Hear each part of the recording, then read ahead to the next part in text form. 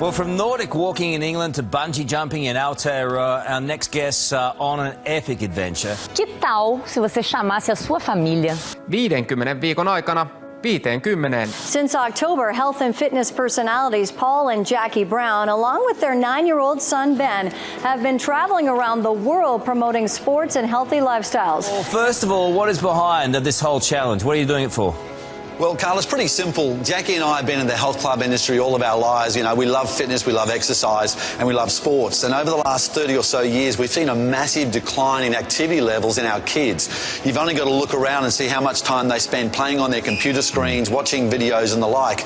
And there's a lack of balance there. Obesity has doubled in the last 10 years. It is going to double again in the next 7. And everywhere we go, we're going to visit schools and talk to kids and basically say, look, just find something, get some type of activity in your lives. We figured if we could prove to the world that we can find 50 different sports to do in 50 weeks, then surely every family out there can find at least one sport that they could do on a regular basis.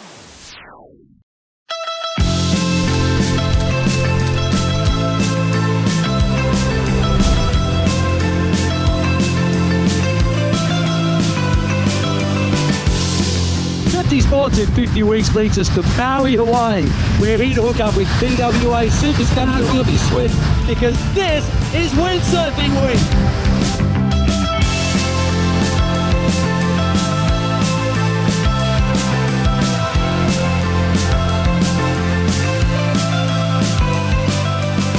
First, we need some gear for this sport, so we headed into the adventure store to make sure we were properly prepared for windsurfing. Luckily, Gus helped us understand exactly what equipment we'd need before heading out onto the water. There are so many different board sizes and sail setups, and each one changes the entire experience. Bigger boards give beginners more stability and balance, while smaller boards are lighter, faster, and designed for stronger winds and more advanced riders. We also learned how important it is to match the sail size to the wind conditions and your body weight. Too much sail in strong wind can become seriously difficult to control, while too little sail won't give you enough power to move properly across the water. Can we have different colors? Oh no, we've got to go on.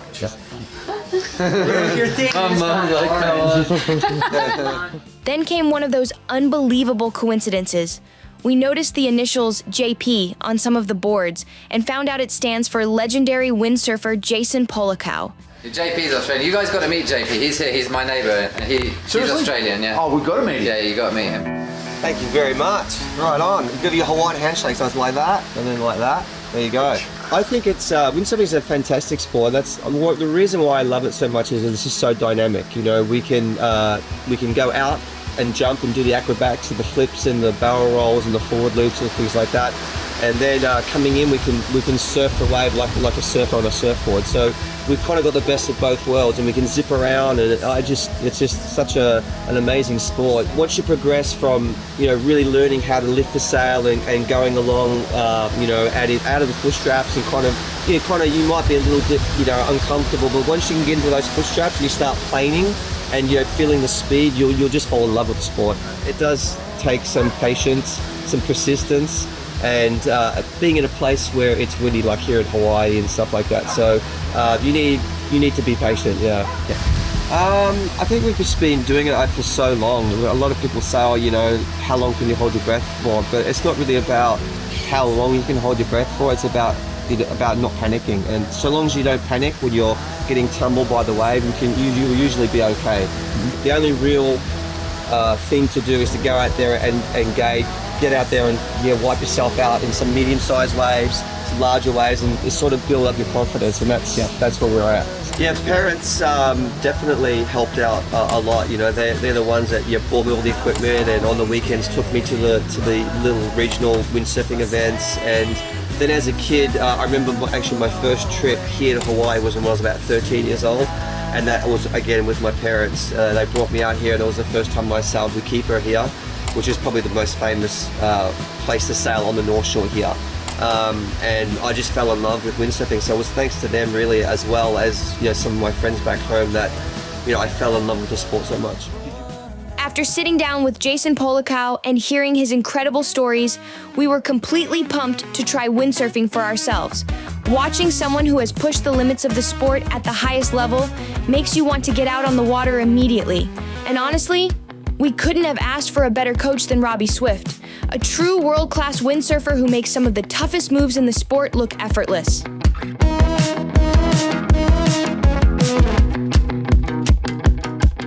Robby started by teaching us the absolute basics: how to balance on the board, pull the sail out of the water, find the wind, and somehow try to steer without falling in every 5 seconds.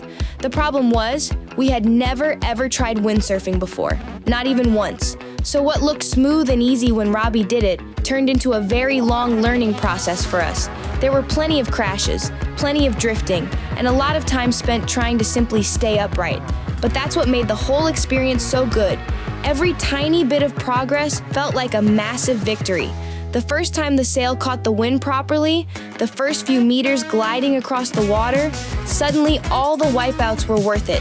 The fun of learning something completely new, surrounded by great people and incredible scenery, is pretty hard to beat. I had a little bit of a sail out there, which is fun. Then I came off and trying to come out of the water. I couldn't get out of the water because the sail was on top of me. I started to panic. I'm going to get out there. You did really good. That was your first sail and you cruised away. Yeah, so let's go down. Where needs to go?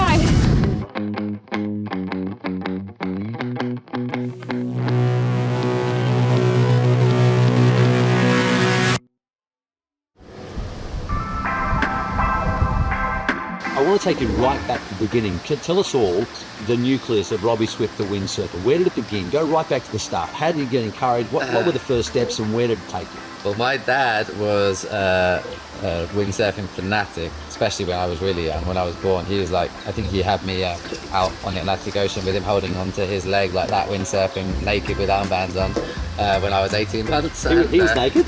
I was naked, he was naked. Yeah, but they got some funny, embarrassing pictures of me, like just completely naked with a bike helmet and armbands, holding onto my dad's leg and him windsurfing around like that.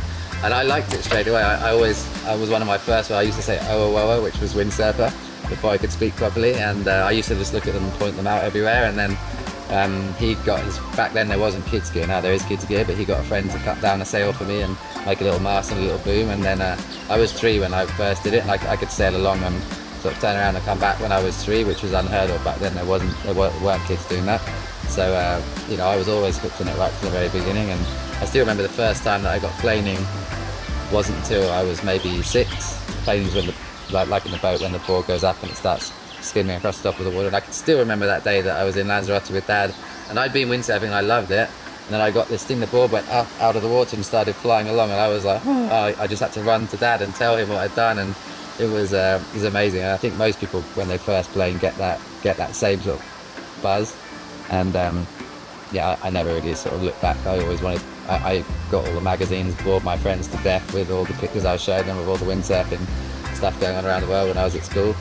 And then as soon as I got the chance to go and compete and be paid for it, I just grabbed it with both hands. So you chose a long time ago to be a professional athlete. How does that news hit on a parent? Do you think parents should encourage their kids if they see that as an opportunity, or do they want to encourage them to have a normal job? What do you think? Well, I was amazingly lucky. My dad always wanted that for me, and he loved windsurfing, and he supported me 100% in my choice. He made sure that I finished my school before he let me just go off, run around the world. I would have done it earlier if it was up to me, but I'm glad I finished school in the end, you know, just to have a backup option. But, you know, I'm definitely going to encourage my son into, it doesn't have to be windsurfing, it can be any sport if he likes it, because, you know, to have a passion about something and be able to do something that you really like go to sleep at night thinking about and wake up in the morning sort of ready to go and do, I think that makes your life easier, you know. And even if it's a hard thing to do, which being a pro athlete is, if you really love it and you're dedicated, you can probably pull it off. And I think, you know, if you're really into it, even if you're really into being a doctor and you love being a doctor, and that's also going to be good. So I think you should kind of do what you love, because doing something every day that you don't love is difficult.